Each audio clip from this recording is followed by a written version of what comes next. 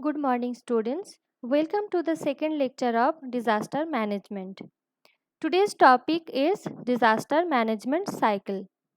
So, in today's lecture, we will discuss disaster management cycle as well as different effects of disaster management. You are now able to explain what is disaster and various terminologies like hazards and risk management, mitigation, preparedness, all these. So in today's lecture, at first we will discuss few terminologies like recovery, response and vulnerability. Then we will move to effects of disaster.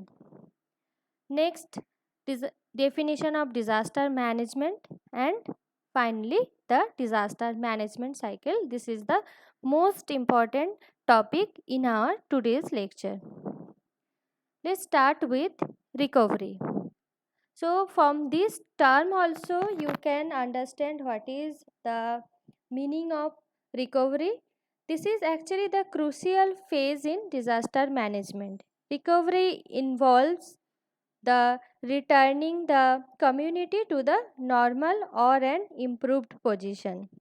This phase ensures the rapid and effective recovery from the impact of a disaster. It is expected that affected areas are put in a condition that is e- either equal to or better than it was before the event has occurred. So, recovery means how do you recover after a disaster, and response is then the next term is response.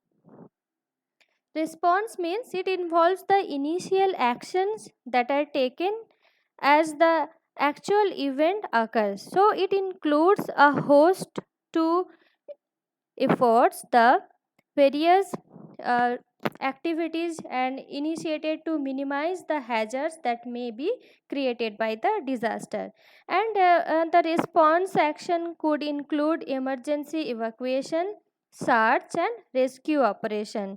It can also include emergency relief to those affected. So response is during disaster we have to be, at first we have to be prepared, then we have to respond during disaster, and after disaster recovery. So these terminologies are very important, you have to remember and you have to understand. And the very important term is vulnerability. Vulnerability actually, this is the most important part in disaster management. Vulnerability describes the characteristics and circumstances of a community system or asset that make it susceptible to the damaging effects. There are many aspects of vulnerability and arising from various physical, social, and economic environmental factors.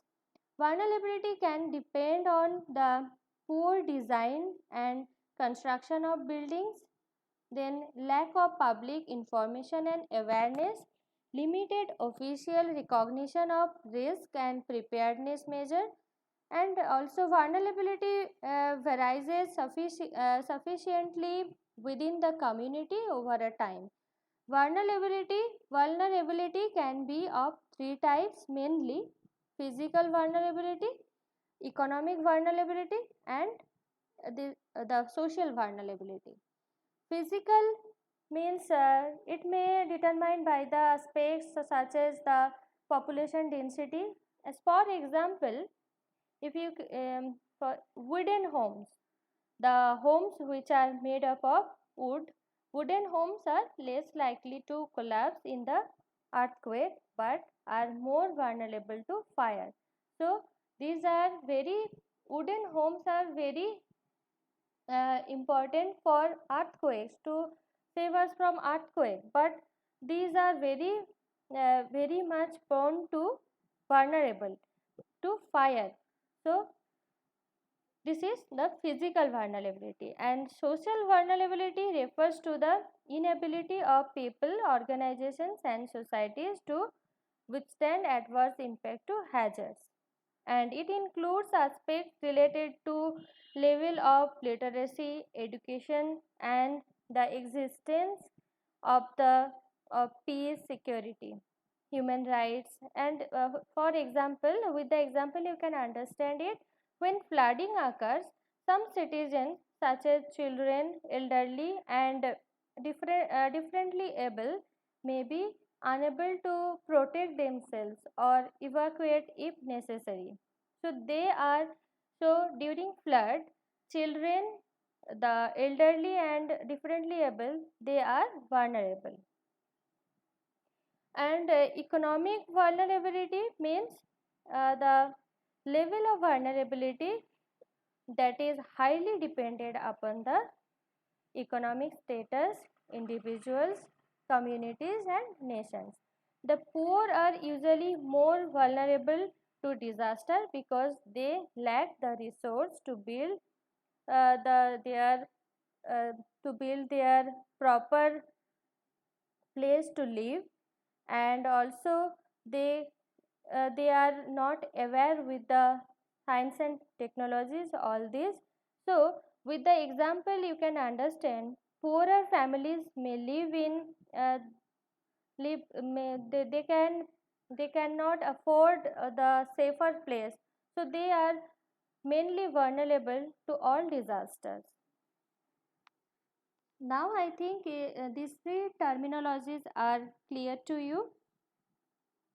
Then we will explain the effects of disaster. Effects of disaster means that what are the impact of disaster in our human life and also in the environment and our economic status. We know that disaster is not good for the environment and also for economic and also for human health. So the effects can be there. There are various health hazards during flood. There are various health hazards occurs in within the community. Then the next is it can cause an unexpected number of deaths, and it is not actually very good for the human health. Then it can destroy health infrastructure and also can lead to the long term consequence with the increased morbidity and mortality, means death rate increases. Then it can affect the physiological and social behavior of community. It can cause shortages of food, as we know that during all the natural disaster and also biological disaster, during man-made disaster, we will discuss these types of disaster in our next class. So you can understand which are the man-made disasters, which are biological disaster, and which are the natural disasters. So in case of all such kind of disaster, we have these problems. It can cause the shortages of food, several nutritional consequences, means malnutrition can be the main impact on the human community. So it can cause also large movement of population. So these are the common effects of disasters, and we will discuss the particular disaster.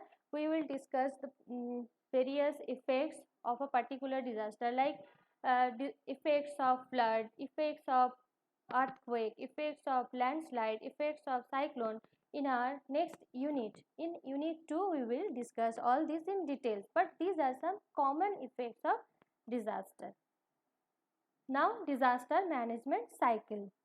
Before going to start disaster management cycle, at first you have to know what is disaster management. So from this term you can guess what we are going to discuss, means how we can manage a disaster. Actually we cannot prevent it. Last class we have already discussed that we cannot prevent, but we can be prepared for a certain disaster, like from we can now predict for a cyclone. So we can be prepared for cyclone.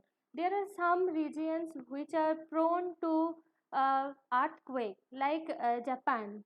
So they can be prepared for such a kind of earthquake. So how do we prepare ourselves, and how can we manage, how could we respond during disaster? So all these we are going to discuss in our this topic. So let's start. Here this is a general cycle for disaster management. Here you can see first, here preparedness means how prepare. This term we have discussed in our first lecture.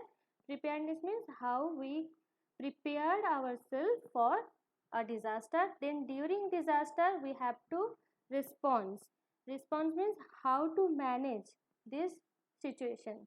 Then rehabilitation, and we will discuss this in our next unit. I am not going to discuss all this here.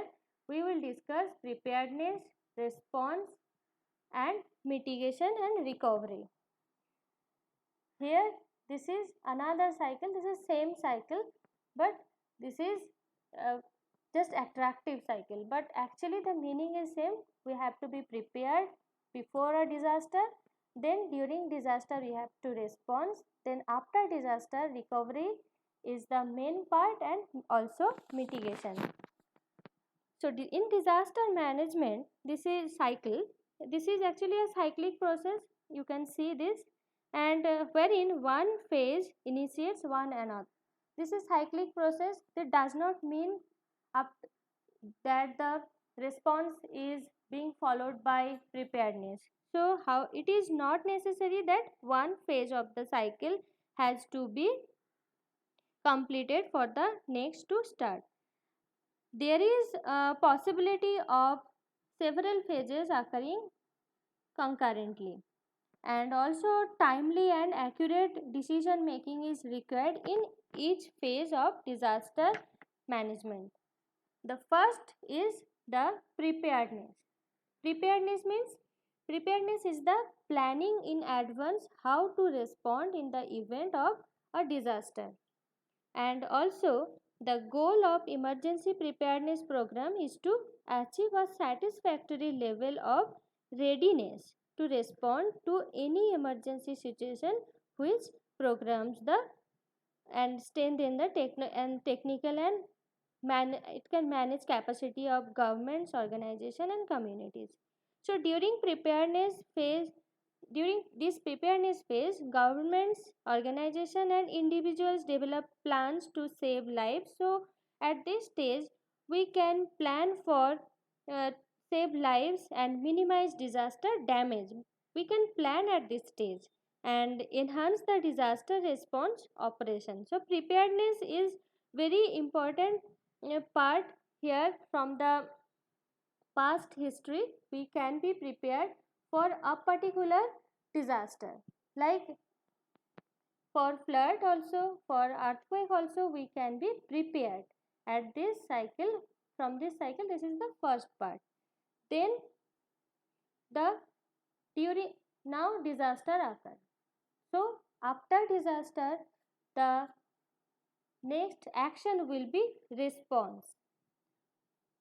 The aim of emergency response is to provide immediate assistance. So response means here the immediate assistance to maintain life, improve health and support the morale of the affected population. Such assistance may range from providing the specific but limited aid, such such as assisting refugees with the transport, and then temporary their assistance range from their we can we can help them from their various aspects, like they are building early warning systems and also with the preparedness also. Then the after response, it is the recovery part. At this emergency it is brought to control the affected population is capable of undertaking and growing number of activities aim to restoring their lives. There will be many opportunities during the recovery period to enhance the their livelihood, and also there will be many opportunities during recovery period to enhance the prevention and the increased preparedness, thus the reducing vulnerability. Ideally, this would be smooth transition from recovery to ongoing development. Recovery activities continues until all systems return to their normal life. And mitigation, you all know that mitigation involves, this is mitigation. So mitigation is the final stage. Mitigation involves all the measures that are put in place so that the after effects of the disaster is minimized, so that we can minimize all the effects of disaster. And here mitigation activities could involve the developing codes for building, zoning of the areas involved, and this is long term application. And this is the land use management planning. The effectiveness of mitigation will depend mainly on the availability of information about hazards and the countermeasures implemented. The measure of this phase are more curative in nature than preventive. So, if we summarize this part, disaster management cycle, it is very simple part. This is nothing to worry about.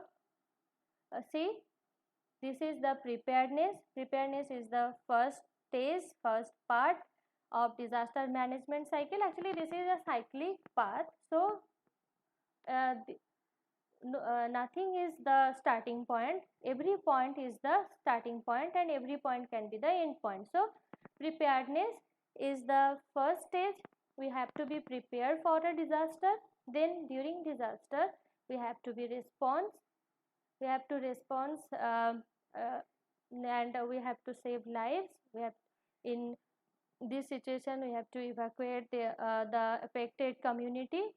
Then the recovery part, in recovery part we have to the relief and also their treatment in this recovery part. And mitigation is the long term effect. Mitigation is the preventive part, so that we can be prepared for a disaster management.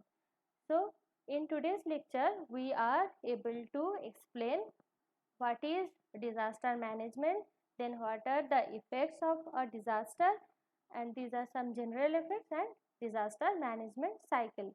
In our next class we will discuss the various types of disaster. Various types means there are various disasters like natural disaster and man-made disaster. Natural means naturally occurring disaster.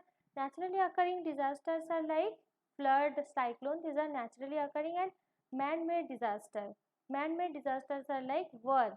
So we will discuss this in our next lecture. If you have any queries, then you can come to the discussion forum and we will discuss. If you have any query, then I will try my best to clear it. And thank you all for your attention.